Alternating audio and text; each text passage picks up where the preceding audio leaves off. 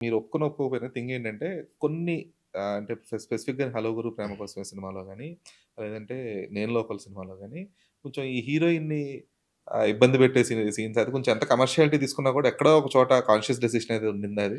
ఆ! ఉంటది సార్. అంటే ఒక్కటి కరెక్ట్‌గా ఆన్సర్ చెప్పాలంటే ఎవ్ ఇప్పుడు ఒక్కొక్కడికి ఒక్కొక్క అప్రోచ్ ఉంటది సార్ అమ్మాయిల పట్ల.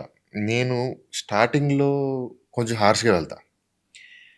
హార్ష్‌గా అంటే ఎలాగైనా కావాలి ఆ పిల్ల అనడానికి వాడే ఎదవ వేషాలేస్తాడు. రెగ్యులర్ నార్మ్స్‌లో మన అమ్మాయిలతో ఏం మాట్లాడమో అవన్నీ మాట్లాడిస్తా. బట్ అదే అమ్మాయి కోసం వాడు సెకండ్ హాఫ్ మొత్తం నానా అన్నీ వాడు దాని కోసమే పడతాడు. వాడు ఏడ్చినా, ఆడు కింద పడినా, ఏం చేసినా, లెగిసినా అదే అమ్మాయి కోసం పడతాడు. ఇప్పుడు అది మీరన్నట్టు డైనమిక్స్‌లో భాగమే సార్. ఎవడైతే వి వీడికి బాధ్యత ఉందా ఇంత అని ఫీల్ అయినోడు బాధ్యత తీసుకోవడంలో కూడా అది ఒక యాంగిల్. హ్మ్. ఇప్పుడు వీడు ముందు నుంచి నిజాయితీగా నాకు మీరంటే చాలా గౌరవం అండి. లాస్ట్ టైమ్ మీరు దీపం పెడుతున్నప్పుడు నాకు చాలా అనిపించింది. అదే దీపం మా ఇంట్లో పెడితే బాగుండు అనిపించింది. ఈ టైప్‌లో ఫస్ట్ నుంచి అదే ఉందనుకోండి సార్. సినిమా చివరి దాకా అదే ఉంటది. కరెక్టే అది. ఆ! సో, అది నేనేమంటాను మన సినిమా ఎక్కడ ఆపుతున్నామో బట్టి మనం ఎక్కడ మొదలుపెట్టాలి. అది ఇది ఇది అన్‌సెడ్ ఆర్క్ ఇది.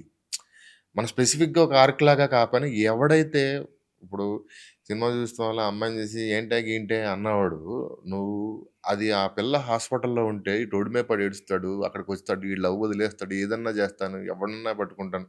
పిల్లని బతికించండి సార్. అక్కడి వరకు వీడిక్కడ మొదలెట్టినోడు అక్కడి వరకు రావాలంటే ఆ జర్నీ ఒకటుంటది చూసారా? మీరు మీరు మళ్ళీ చూడండి. సినిమా స్టార్టింగ్ 5 సీన్‌లో ఉన్నట్టు హీరో, 5 సీన్‌లో బిహేవ్ చేసినట్టు హీరో, చివరిదాకా కంటిన్యూషన్‌గా ఏ 5 సీన్‌లోను అలా ఉండడు సార్. మీరు సెకండ్ హాఫ్ స్టార్ట్ అయిన 5 నిమిషాలకి ఆ అమ్మాయి ఈడికి ఓకే అయ్యి ఉంటది కదా! లవ్ చేసింది ఓకే అని. ఆ ఓకే అయిన అమ్మాయితో ఈడు ఫస్ట్‌లో బిహేవ్ చేసినట్టు ఇప్పుడు బిహేవ్ చేయడు. హ్మ్. అప్పుడున్నట్టే ఇప్పుడు ఉండుంటే ఆ అమ్మాయిని ఆడు ఎలాగన్నా మాట్లాడొచ్చు. పడిపోయిన అమ్మాయితో మనం ఎలాగైనా బిహేవ్ చేయొచ్చు.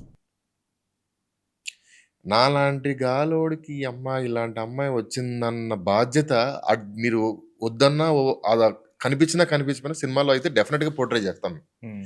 ఫస్ట్ 5 సీన్‌లో ఉన్నట్టు నెక్స్ట్ 5 సీన్‌లో హీరో ఉండడు సార్. మీరు కొలతేసి చూసుకోండి. నెక్స్ట్ 5 సీన్‌లో ఉంటాడు. నెక్స్ట్ 5 సీన్‌లో ఉండడు. అతను ఆ అమ్మాయికి ఇచ్చే గౌరవం, ఆ అమ్మాయి కోసం పెట్టే ఎఫర్ట్స్‌లో మార్పు అలా ట్రాన్సిషన్ వస్తదది. ఓకే.